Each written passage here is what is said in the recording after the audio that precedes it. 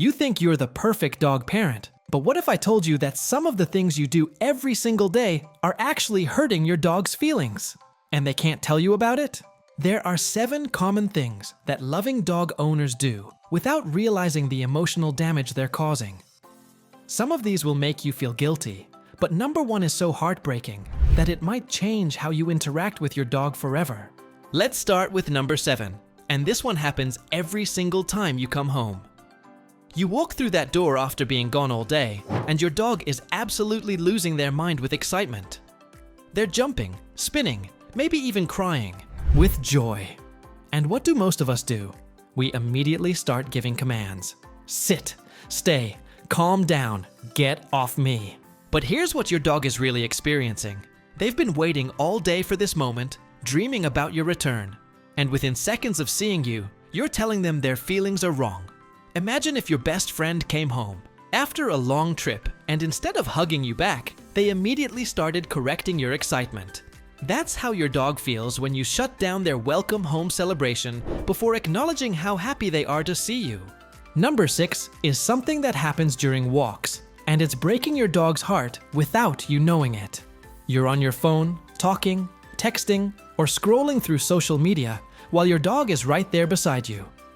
To your dog, walk. Time is together time. It's their chance to explore the world with their favorite person. But when you're distracted by your phone, you're essentially ignoring them during what should be their special bonding time with you. Your dog keeps looking up at you, hoping you'll notice something interesting they found. But you're not even present. It's like going on a date with someone who spends the whole time on their phone. Your dog doesn't understand why you're physically there, but emotionally absent. Here's where it gets really sad, because number 5 happens when your dog is trying their hardest to communicate with you. Your dog has learned that certain behaviors get your attention.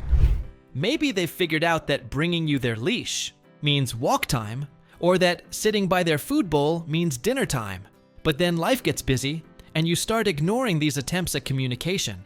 Your dog sits by the door with their leash for 10 minutes, trying to tell you they need to go out, but you're too distracted to notice. Eventually, they might have an accident inside, and then they get in trouble for it. Imagine trying to ask for help and being completely ignored, then getting punished when things go wrong because no one listened to you. Number 4 is going to make you rethink your daily routine completely. It's about the mixed signals we send without realizing it. You call your dog over to you with a happy voice, and when they come running, you immediately do something they don't like. Maybe you clip their nails, give them medicine, or put them in their crate because you're leaving. From your dog's perspective, you just tricked them. You used their trust against them. After this happens a few times, your dog starts hesitating when you call them because they're not sure if something good or something unpleasant is about to happen.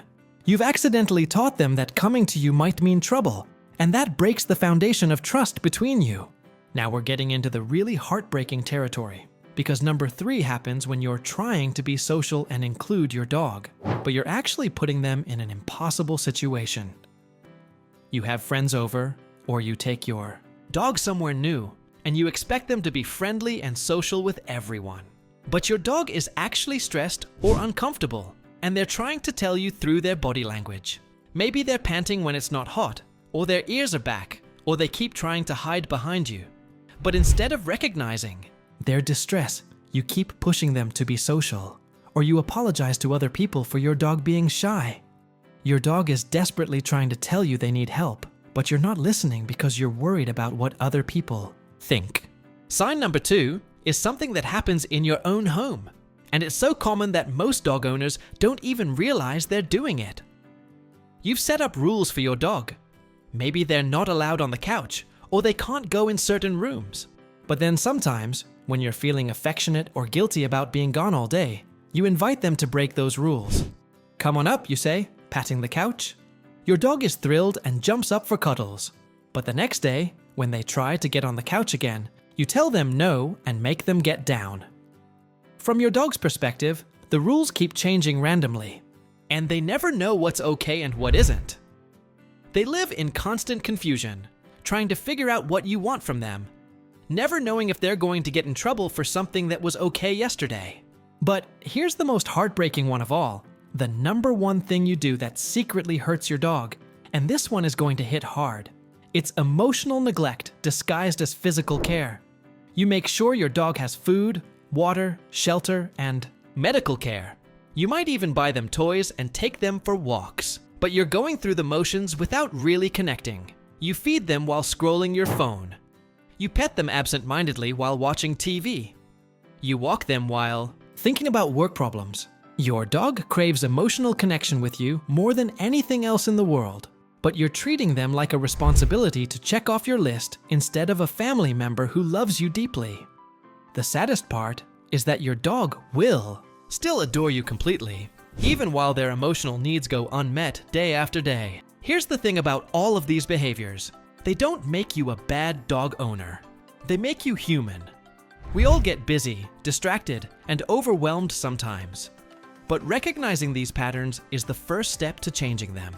The good news is that every single one of these issues can be fixed starting today. When you come home, take 30 seconds to let your dog celebrate before asking them to calm down. Put your phone away during walks and actually engage with your dog.